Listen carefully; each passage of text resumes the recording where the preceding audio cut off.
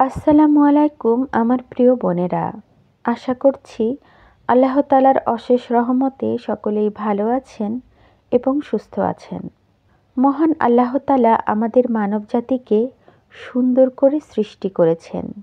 সূরা ৩ আয়াত ৪-এ আল্লাহ তাআলা বলেন, আমি সৃষ্টি করেছি মানুষকে সুন্দরতর অবয়বে। বান্দার ওপর তার সৃষ্টিকর্তা যদি অসন্তুষ্ট থাকেন তাহলে তার ক্ষতি অনিবার্য। একজন মানুষ কিভাবে বুঝবে যে তার সৃষ্টিকর্তা তার উপর অসন্তুষ্ট? কাউকে নির্দিষ্টভাবে একথা কখনোই বলা যাবে না যে আল্লাহ তোমার প্রতি অসন্তুষ্ট অথবা আল্লাহ তোমাকে ভালোবাসেন না, কারণ এ ব্যাপারে প্রকৃত এবং একমাত্র জ্ঞানী হচ্ছেন আল্লাহ তাআলা। তবে কোরআন ও হাদিসে এমন কিছু নিদর্শন এসেছে যার মাধ্যমে বোঝা যায় যে আল্লাহ তাআলা তার প্রতি অসন্তুষ্ট। ১. নির্দয় হওয়া, অন্তর কঠোর হওয়া ও মানুষের প্রতি নির্দয় হওয়া, আপনজনের সঙ্গে মন্দ আচরণ করা। আর আল্লাহ যখন কোনো বান্দার উপর রাগান্বিত হন তখন তার দিল থেকে দয়া উঠিয়ে নেন। সহিহ বুখারী হাদিস ৬০৩২। আয়েশা রাদিয়াল্লাহু থেকে বর্ণিত, রাসূল সাল্লাল্লাহু আলাইহি সাল্লাম বলেন, হে আয়েশা, তুমি কখন আমাকে অশালীন দেখেছ? কিয়ামতের দিন আল্লাহর কাছে মর্যাদার দিক দিয়ে মানুষের মধ্যে সবচেয়ে নিকৃষ্ট সেই ব্যক্তি যার অনিষ্টের কারণে মানুষ তাকে ত্যাগ করে। ২. বরকত উঠিয়ে নেন, আল্লাহ তাআলা যখন কারো প্রতি অসন্তুষ্ট হন তখন তার জীবন থেকে বরকত উঠিয়ে নেন এবং তার উপর বিভিন্ন ধরনের শত্রু নিয়োজিত করে দেন। সূরা আনকাবুত আয়াত ৪০-এ আল্লাহ তাআলা বলেন, আমি প্রত্যেককেই তার অপরাধের কারণে পাকড়াও করেছি। তাদের কারো প্রতি প্রেরণ করেছি প্রস্তুরসহ প্রচণ্ড বাতাস, কাউকে পেয়েছে বজ্রপাত, কাউকে আমি বিলীন করেছি ভূগর্ভে এবং কাউকে করেছি নিমজ্জিত। আল্লাহ তাদের প্রতি জুলুম করার ছিলেন না, কিন্তু তারা নিজেরাই নিজেদের প্রতি জুলুম করেছে। ৩. যে কোনো মুসিবতে অসন্তুষ্টি প্রকাশ করা, আল্লাহ যখন বান্দাকে পরীক্ষা কিংবা অন্য কারণে বিপদ আপদ দেন তখন আল্লাহর প্রতি বিরক্তি ও অসন্তুষ্টি প্রকাশ করা আল্লাহ তাআলাকে ক্রোধান্বিত করে তোলে। সুনানে তিরমিজি হাদিস ২৩৯৬। আনাস রাদিয়াল্লাহু তাআলা বলেন, রাসূলুল্লাহ সাল্লাল্লাহু আলাইহি সাল্লাম ইরশাদ করেছেন, বিপদ যত মারাত্মক হবে প্রতিদানও তত মহান হবে। আল্লাহ তাআলা যখন কোনো জাতিকে ভালোবাসেন তখন তাদের বিপদে ফেলে পরীক্ষা করেন। যে লোক বিপদে সন্তুষ্ট থাকে তার জন্য আল্লাহ তাআলার সন্তুষ্টি বিদ্যমান, আর যে ব্যক্তি তাতে অসন্তুষ্ট হয় তার জন্য আল্লাহ তাআলার অসন্তুষ্টি বিদ্যমান। ৪. আল্লাহর কাছে প্রার্থনা না করা, আল্লাহ তাআলা চান তার বান্দা তার কাছে প্রার্থনা করুক। সূরা গাফির আয়াত ৬০, আল্লাহ তাআলা বলেন, আর তোমাদের রব বলেছেন, তোমরা আমাকে ডাকো, আমি তোমাদের কাছে সাড়া দেব। নিশ্চয়ই যারা অহংকার বশে আমার ইবাদত থেকে বিমুখ থাকে তারা অচিরেই জাহান্নামে প্রবেশ করবে ও লাঞ্ছিত হবে। তিরমিজি হাদিস ৩৩৩৭।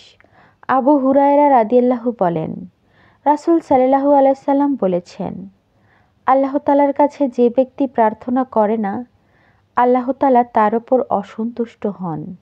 ৫. অহংকারী হওয়া, সত্যকে গোপন করা, অন্যকে ছোট করার মানসিকতা থাকা, মানুষের মধ্যে প্রসিদ্ধ লাভ করার প্রচণ্ড আকাঙ্ক্ষা থাকা, যার ফলে সে ভালো কাজ করে লোক দেখানো ও খ্যাতি লাভের জন্য। তার চাওয়া পাওয়া একমাত্র তার প্রবৃত্তিকে পূরণ করা, তার প্রবৃত্তি তার প্রভু হয়ে যায়। পরকাল থেকে সম্পূর্ণ সে উদাসীন থাকে। সূরা নাহল আয়াত ২৩, আল্লাহ তাআলা বলেন, নিঃসন্দেহে আল্লাহ তাদের গোপন ও প্রকাশ্য যাবতীয় বিষয়ে অবগত। নিশ্চয়ই তিনি অহংকারীদের পছন্দ করেন না। ৬. নিয়ামত অস্বীকার করা, প্রতিটি বান্দার ওপর দিনরাত ২৪ ঘন্টা আল্লাহ তাআলার হাজারো নিয়ামত বর্ষিত হচ্ছে, কিন্তু যারা অকৃতজ্ঞ তারা আল্লাহর অফুরন্ত নিয়ামত পেয়েও তা অস্বীকার করে। আল্লাহ তাদের প্রতি অসন্তুষ্ট হন। সূরা জুমার আয়াত ৭। আল্লাহ তাআলা বলেন, যদি তোমরা অস্বীকার করো তাহলে আল্লাহ তোমাদের থেকে বেপরোয়া। তিনি তার বান্দাদের কাফির হয়ে পড়া পছন্দ করেন না। পক্ষান্তরে যদি তোমরা কৃতজ্ঞ হও তবে তিনি তোমাদের জন্য তা পছন্দ করেন। ৭। খিয়ানত করা। কথা ও কাজে যখন আপনি খিয়ানত করবেন তখন বুঝবেন যে আল্লাহ তাআলা আপনার উপর অসন্তুষ্ট। তাই আপনি আপনার জীবনে খেয়ানত করেই চলেছেন। সূরা নিসা আয়াত ১০৭। আল্লাহ তাআলা বলেন, আর যারা নিজেদের সঙ্গেই খেয়ানত করে তুমি তাদের পক্ষে বিতর্ক করো না। নিশ্চয়ই আল্লাহ কোনো খেয়ানতকারী ও পাপিষ্ঠকে পছন্দ করেন না। ৮। সীমা লঙ্ঘন করা। যে কোনো কাজে মধ্যম পন্থা অবলম্বন করা, কোনো ক্ষেত্রে প্রান্তিকতা না করা, বাড়াবাড়িও করবে না, আবার শিথিলতাও করবে না। সূরা বাকারা আয়াত ১৯০। আল্লাহ তাআলা বলেন, আর যারা তোমাদের বিরুদ্ধে যুদ্ধ করে তোমরাও আল্লাহর পথে তাদের বিরুদ্ধে যুদ্ধ করো, কিন্তু সীমা লঙ্ঘন করো না। নিশ্চয়ই আল্লাহ সীমা লঙ্ঘনকারীদের ভালোবাসেন না।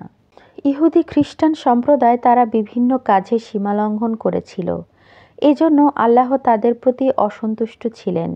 সহিহ বুখারী হাদিস ৬৪৬৩। মহানবী সাল্লাল্লাহু আলাইহি সাল্লাম বলেন, তোমরা আমলে মধ্যপন্থা অবলম্বন করো, বাড়াবাড়ি করো না।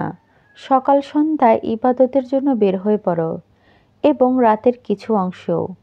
তোমরা অবশ্যই পরিমিতি রক্ষা করো, তাহলে গন্তব্যে পৌঁছতে পারবে।